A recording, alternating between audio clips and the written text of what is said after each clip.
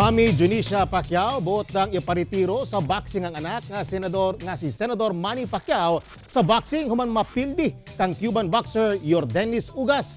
Pipila ka mga Mindanaoan mitutok gihapon sa Pambansang Kamao Manny Pacquiao. Ano ang detalye?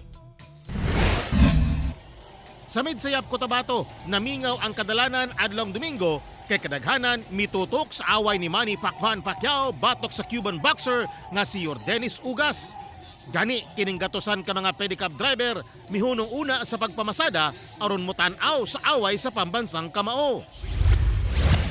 Dini sa Davao City, wala nakatanaw si Manang Concepcion Cabriana sa dula ni Pacman kay iya na lang kunong kining giampo nga mudaog unta. Iampo man na diri sa mga Pilipino nga mauna nga makadaog unta. Okay. Pero napildi man. Pasalamat lang gyapon siya. Apan kining si Lurubin John Kuray, mas maayo na lang kunong muundang na si Pacman sa boxing.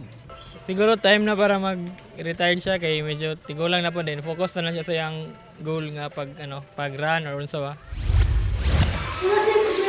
Samtang sa balay sa inahan ni Senator Manny Pacquiao sa General Santos City, miluhod og nag-ampo si Mami Junisha Pacquiao sulod silang kapilya nga unta mudaog ang anak. Kauban ni Mami D ang anak nga si Liza, mga kabanay o gigala sa pamilya Pacquiao.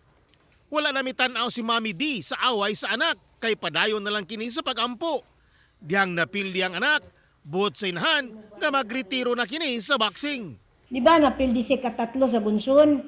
Nya ingon ko gusto ka bang madaog atong bawion, daog na. Nadaog siya ka upat pod. Ano na? O di lipay na ko kay nadaog na siya, undang na. Stop ka na. Apan alang sa igsuon ni Pacman nga si Liza, gitikas kuno ang Pambansang Kamao. Dili na gyud ko gusto nga modulay kay bugbog ay maluoy ko. Bugbog sa mga judges. Dili na first time nga ingon na nang gidaya. Sumala sa boxing coach ug sports analyst nga si Renner Mitra.